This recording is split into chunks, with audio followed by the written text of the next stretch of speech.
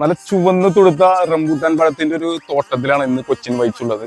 ഞങ്ങൾ യാദൃച്ഛികമായിട്ട് തൊടുപുഴക്ക് പോകുന്ന വഴി കണ്ടപ്പോൾ ഓണറിന്റെ സമ്മതം വാങ്ങി കയറിയതാണ്. ഒരു 3 ഏക്കർ നല്ല വിസ്താരമായിട്ടുള്ള നല്ല സൂപ്പർ തോട്ടമാണ്.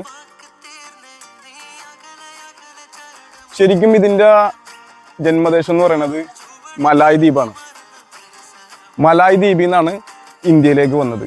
റംബൂട്ട് എന്ന മലായ് വാക്കാണ് ശരിക്കും റംബൂട്ടാനായി മാറിയത്. റംബൂട്ട് എന്ന് പറഞ്ഞാൽ രോമം നിബിഡം എന്നാണ് അർത്ഥം. നമുക്കറിയാലോ ഇതിന്റെ ഫ്രൂട്ട്സിന്റെ ചുറ്റുമുള്ള രോമമാണ് അതിനാ പേര് കൊടുത്തത്.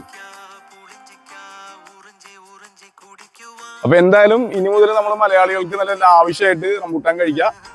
നല്ല രീതിയിൽ ഇന്ന് കേരളത്തിൽ കൃഷി ചെയ്യുന്ന ഒരു ഫ്രൂട്ടായിട്ട് റംബൂട്ടാൻ മാറിയിട്ടുണ്ട്. ജൂലൈ മുതൽ സെപ്റ്റംബർ വരെയാണ് ഇതിന്റെ ഒരു സീസൺ വരുന്നത്. അപ്പോൾ അടുത്തൊരു വീഡിയോയിൽ വരെ എല്ലാവർക്കും നന്ദി.